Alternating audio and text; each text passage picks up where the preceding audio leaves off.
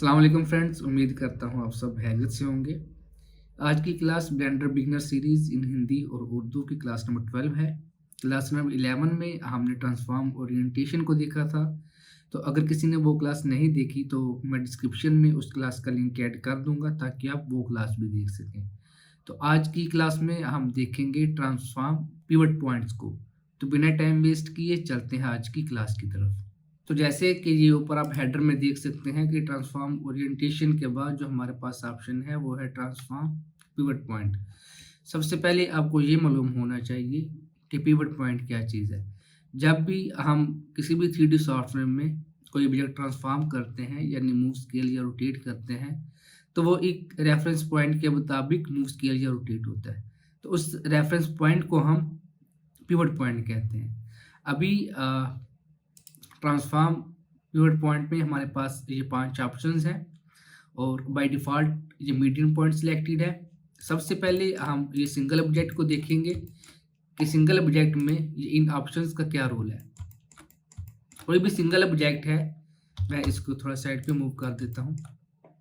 किसी भी single object में जो उसका ये ओरिजिन होता है वो as a pivot point use होता है। अभी आप देखें ये जो आपको सेंटर में येलो कलर का या ऑरेंज कलर का डॉट शो हो रहा है, ये इसका ओरिजिन है और अभी के लिए बाय डिफ़ॉल्ट ये जो ओरिजिन है यही as a pivot point work करेगा। कैसे? देखिए अगर मैं इसको रोटेट करता हूँ जी एक्सिस पे तो ये जो डॉटेड लाइन है कर्सर के साथ ये उस ओरिजिन के साथ कनेक्टेड है। इसका ये मतलब है कि ये उस ओरिजिन वाले पॉइंट से ऑब्जेक्ट को रोटेट कर रहा है। अगर अभी मैं इसको स्केल करता हूँ, देखिए मैं इसको स्केल कर रहा हूँ, तो तब भी ये अपने ओरिजिन के हिसाब से या पिवट पॉइंट के हिसाब से स्केल अप या स्केल डाउन हो रहा है।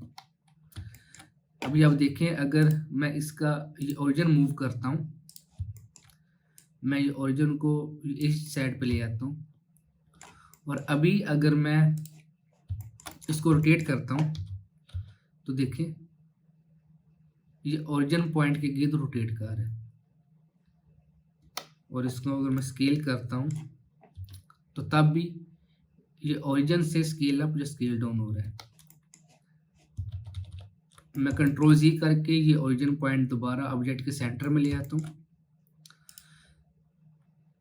ये जो हमारे पास ऑप्शंस हैं बाउंडिंग बॉक्स और ये इंडिविजुअल ओरिजिन, मीडियम पॉइंट और ये एक्टिव एलिमेंट, ये सिंगल ऑब्जेक्ट के लिए ये सारे ऑप्शन सेम ही वर्क करेंगे सिवाय 3D कर्सर के।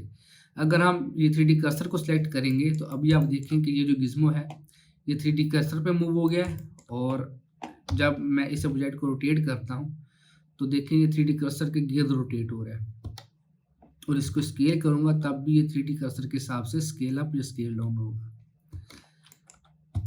मैं बाकी ऑप्शन भी आपको बता देता हूँ। देखिए ये बाउंडिंग बॉक्स और ये इंडिविजुअल ओरिजिन, उसके अलावा ये मीडियन पॉइंट और ये एक्टिव एलिमेंट, ये देखिए ये चारों ऑप्शंस सिंगल ऑब्जेक्ट के लिए सेम ही वर्क कर रहे हैं। तो अभी मैं आपको मल्टीपल ऑब्जेक्ट्स के बारे में बताता हूँ कि मल्टीपल ऑब्जेक्ट्स में ये ऑप्शंस कैसे वर्क करेंगे। उसके लिए सबसे पहले मैं इसको डुप्लीकेट कर लेता हूँ, इसकी कुछ कॉपीज़ को क्रिएट कर लेता हूँ और इन ऑब्जेक्ट्स को सिलेक्ट करके वाई एक्सिस पे मूव कर देता हूँ। अच्छा, अभी अगर मैं ये सब को सिलेक्ट करता हूँ और मैं ये बाउंडिंग बॉक्स सेंटर ऑप्शन को सिलेक्ट करता हूँ तो ये बाउंडिंग बॉक्स सेंटर ऑप्शन क्या करेगा, ये जितने भी ऑब्जेक्ट्स सिलेक्टेड होंगे सब सिलेक्टेड ऑब्जेक्ट्स के सेंटर में एक पिवट पॉइंट प्रोवाइड करेगा और उसको देखने के लिए अगर मैं ये मूव टूल को अनेबल करता हूँ तो देखें कि जिस जगह पिवट पॉइंट होगा ये गिज़्मो हमें उसी जगह शो होगा। अगर अब मैं इसको रोटेट करता हूँ तो देखें ये उस पॉइंट के गिर्द रोटेट होगा और अगर मैं स्केल अप या स्केल डाउन करता हूँ तो ये उसी पिवट पॉइंट से स्केल अप या स्केल डाउन होगा। अगर मैं इसको सेलेक्ट करता हूँ और शिफ्ट डी प्रेस करके इसको एक्स एक्सिस में मूव करता हूँ तो देखिए अगर मैं अभी सिलेक्ट करता हूँ सबको, तो ये सब ऑब्जेक्ट्स के सेंटर में पिवट पॉइंट प्रोवाइड करेगा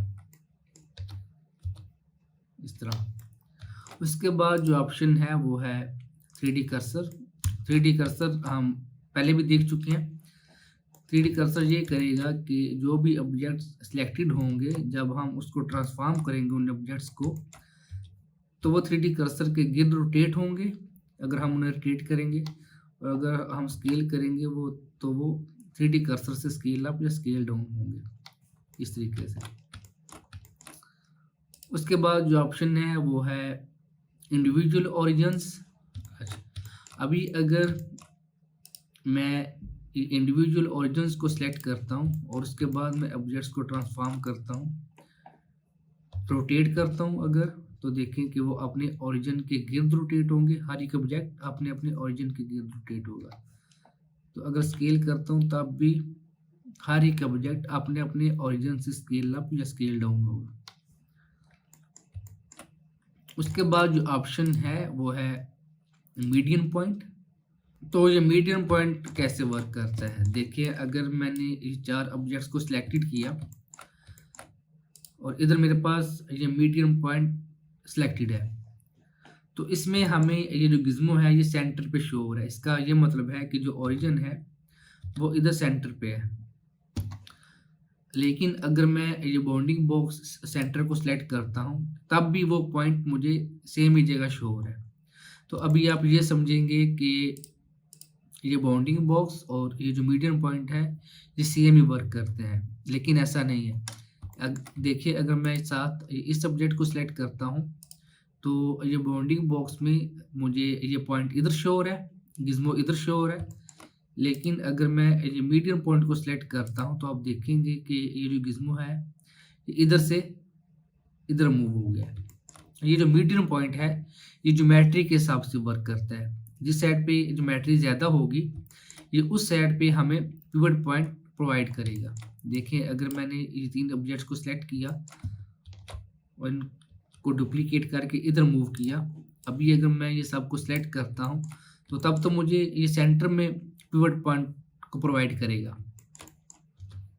लेकिन अगर मैं ये इसको सिलेक्ट करता हूँ, साथ ये इनको सिलेक्ट करता हूँ, तो अभी देखें कि अभी ये जो गिज़्मो है ये इधर शो हो रहा है। इसका ये मतलब है कि जो पिवट पॉइंट है वो इस पॉइंट पे है। और अभी अगर मैं ट्रांसफॉर्म करता हूँ ऑब्जेक्ट, तो देखें ये उस पॉइंट के हिसाब से ट्रांसफॉर्म होंगे। तो मीडियन पॉइंट ज्योमेट्री के हिसाब से वर्क करते हैं। उसके बाद जो ऑप्शन है हमारे पास वो है एक्टिव एलिमेंट। तो जैसे कि मैं आपको प्रीवियस क्लासेस में बता चुका हूं कि ब्लेंडर में अगर हम मल्टीपल ऑब्जेक्ट्स को सिलेक्ट करते हैं तो उन ऑब्जेक्ट्स में से एक ऑब्जेक्ट एक्टिव होता है।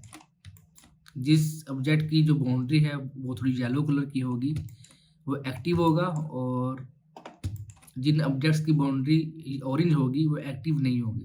वो सिलेक्टेड तो होंगे लेकिन वो एक्टिव नहीं होंगे। और अगर कोई ऑब्जेक्ट सिलेक्ट है और वो एक्टिव नहीं है, उसको एक्टिव करने के लिए या एक्टिव ऑब्जेक्ट बनाने के लिए हम शिफ्ट की प्रेस रखेंगे और उसके ऊपर एक बार क्लिक करेंगे तो वो ऑब्जेक्ट एक्टिव ऑब्जेक्ट बन जाएगा। तो अगर हम ये ट्रांसफॉर्म पिवट पॉइंट में ये एक्टिव एलिमेंट को सिलेक्ट करते हैं तो उसके बाद जो भी ऑब्जेक्ट एक्टिव होगा उसका जो ओरिजिन है वो एज अ पिवट वर्क करेगा। देखिए ये ऑब्जेक्ट सिलेक्ट है और ये एक्टिव है। अगर अभी मैं ऑब्जेक्ट्स को ट्रांसफॉर्म करता हूं तो देखिए कि ये उस ऑब्जेक्ट के ओरिजिन के हिसाब से ट्रांसफॉर्म हो रहा है। अगर मैं ये रोटेट कर रहा हूँ तो ये उस ऑब्जेक्ट जो एक्टिव ऑब्जेक्ट है उसके ओरिजिन के गिर्द रोटेट कर रहे हैं। और अगर मैं स्केल करता हूँ तब भी ये उसी पॉइंट के मुताबिक स्केल अप या स्केल डाउन होंगे। देखिए अगर मैं ये इस ऑब्जेक्ट का जो ओरिजिन है उसको थोड़ा मूव करके इधर प्लेस कर देता हूँ, या मैं ऊपर मूव कर देता हूँ इसको। अभी मैं सबको सिलेक्ट करता हूँ तो देखें कि ये जो गिज़्मो है मुझे इधर शो हो रहा है। इसका ये मतलब है कि जो पिवट पॉइंट है वो इस जगह मौजूद है। देखिए मैं रोटेट कर रहा हूँ तो ये जो तमाम ऑब्जेक्ट्स हैं ये उस पॉइंट के गिर्द रोटेट हो रहे हैं। स्केल करूँगा तब भी ये उसी पॉइंट से स्केल अप या स्केल डाउन होंगे। तो ये थे हमारे पास कुछ ऑप्शंस ट्रांसफॉर्म पिवट पॉइंट के। तो मैं उम्मीद करता हूँ कि आज की क्लास में जो भी मैंने आपको समझाया उसकी आपको अच्छे से समझ आ गई होगी। अगर किसी का कोई क्वेश्चन है तो वो कमेंट सेक्शन में पूछ सकता है। हम मिलेंगे अब नेक्स्ट क्लास में, तब तक के लिए खुदा हाफिज़, टेक केयर।